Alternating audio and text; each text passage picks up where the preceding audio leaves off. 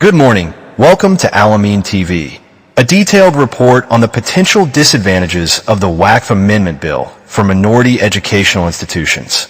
The Waqf Amendment Bill 2025, recently passed in the Rajya Sabha, has raised concerns among various stakeholders, particularly those managing minority educational institutions. While the bill aims to improve transparency and governance of Waqf properties, critics argue that it could negatively impact the autonomy, funding, and property rights of institutions relying on Waqf land and resources. Impact on autonomy of minority educational institutions. Government oversight over Waqf boards. The bill reduces the autonomy of Waqf boards by introducing government-appointed officers to oversee their operations. This shift could limit community control over Waqf properties, including those supporting minority-run schools and colleges.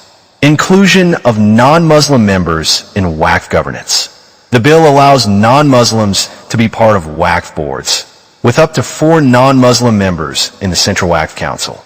Critics argue that this could dilute the influence of Muslim stakeholders, potentially affecting decisions related to minority educational institutions.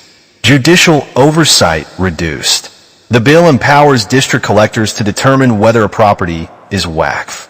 This reduces judicial oversight, potentially leading to biased decisions that may not favor minority institutions. Impact on funding for minority educational institutions. Reduction in mandatory contributions. The bill reduces the mandatory contribution of Waqf institutions to Waqf boards from 7% to 5%. While this may ease financial burdens on Waqf institutions, it could also limit funding available for educational initiatives. Mandatory audits for institutions earning over 1 Indian rupee lakh. Institutions earning over 1 Indian rupee lakh annually must undergo mandatory audits. While audits promote transparency, they could also increase administrative burdens on smaller institutions.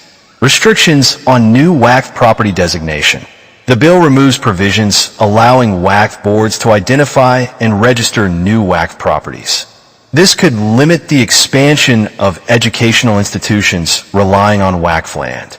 Impact on property rights of minority educational institutions. Encroachment risks due to Limitation Act. The bill applies the Limitation Act, allowing long-term occupants, 12+ years, to claim ownership of Waqf properties. Minority-run schools and colleges on Waqf land may face legal challenges or lose their premises. Exclusion of new converts from Waqf contributions. Only Muslims with 5 years of practice can dedicate property to Waqf. This restricts contributions from recent converts, potentially reducing funding for minority schools.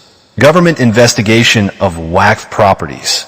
An officer above the rank of collector will investigate government properties claimed as Waqf. This could lead to disputes over land ownership, affecting institutions operating on Waqf land. Opposition concerns and broader implications. Criticism from minority groups.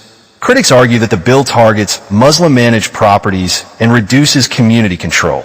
Some fear that government intervention could disrupt funding for minority educational institutions.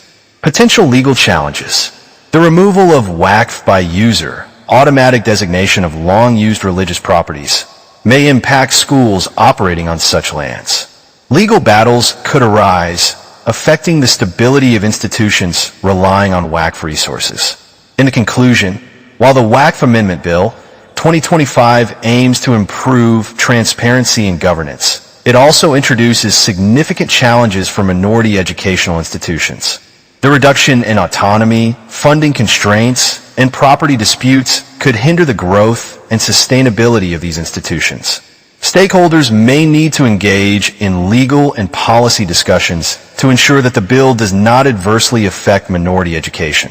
This is the report of the day. Please stay tuned to Al-Ameen TV for future updates.